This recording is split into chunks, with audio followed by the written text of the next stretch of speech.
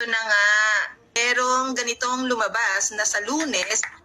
Ito lang, Marlon, na kasi ito lang din, ay dapat pala makuha din yung isang pangalan. Wait lang. Ako pala ngayon pumapalakpak na pang. Yung first three guests or witnesses, Marlon, basahin ang pangalan, please, ng mga unang tatlo, ha? Honorable Tobias ka pala, Brad. Toby Tiangco. Saka syempre, si Mayor Benji Pagalong. Yan, sa first three pala, star-studded na, Marlon. Naman. And ito yung kapana-panabik at ito yung inaantay natin na tell all.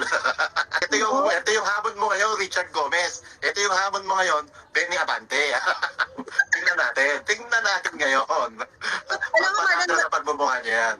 malaki ang role ng desisyon, naging desisyon ni Senator Marcoleta para bigyan ng entablado si Kong Toby Tiangco dahil galing si Kong Marcoleta sa lower house at alam niya kung paano ka sikilin doon, kung paano ka i-power trip at kung paano ka hindi bigyan ng pagkakataon na makapagsalita. Kahit kapwa kanila ha, hindi lang sa mga resources, kahit kapwa kanila, kung hindi kanila kakampi sa grupo nila, wala kang boses. At saka si Senator Marcoleta dumanas ng sobrang pang-api, panggigipit at panlalait mula sa mga kasama niya dati sa 19 Congress sa mababang kapulungan.